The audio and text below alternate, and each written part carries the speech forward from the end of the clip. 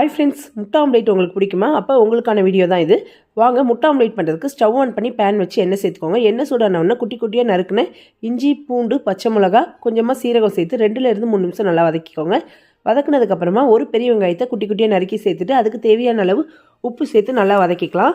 வெங்காயம் வந்து லைட்டாக கண்ணாடி பதம் வர வரைக்கும் நல்லா வதக்கி எடுத்துக்கோங்க. வதங்கின வெங்காயத்தை ஏற்கனவே ஒரு முட்டையை வந்து பவுலில் உடச்சி ஊற்றி வச்சுருக்கேன். இதுக்குள்ளே வெங்காயத்தை எல்லாத்தையும் சேர்த்துட்டு முட்டைக்கு மட்டும் இப்போ உப்பு சேர்த்துட்டு நல்லா இதை வந்து அடித்து கலந்து இந்த மாதிரி ரெடி பண்ணி வச்சுக்கோங்க. இப்போ ஸ்டவ் ஆன் பண்ணி பேன் வச்சுக்கலாம். அதில் ஒரே ஒரு டேபிள் ஸ்பூன் அளவுக்கு எண்ணெய் சேர்த்தா போதும், ரொம்ப சேர்க்க வேண்டாம். ஏற்கனவே நம்ம வந்து வெங்காயம் வதக்கும் போதும் நல்லா எண்ணெய் சேர்த்துட்டோம், அதனால் கொஞ்சமாக எண்ணெய் சேர்த்தா போதும். எண்ணெய் நல்லா கொஞ்சம் ஹீட் ஆகி வந்ததுக்கப்புறமா நம்ம ரெடி பண்ணி வச்சுருக்கிற முட்டை மிக்ஸை இதுக்குள்ளே சேர்த்துட்டு நல்லா வந்து லோ ஃப்ளேமில் ஒரு 4லேருந்து 5 நிமிஷம் வேக வச்சிங்கன்னா சூப்பராக ரெடி ஆகிடும். திருப்பி போட்டு திரும்ப ஒரு 2 நிமிஷம் மட்டும் வேக வச்சிங்கன்னா போதும், சூப்பராக இந்த மாதிரி நிறம் மாதிரி வந்திருக்கும். நீங்களும் உங்கள் வீட்டில் இதே மாதிரி ட்ரை பண்ணுங்கள். தேங்க்ஸ் ஃபார் வாட்சிங்.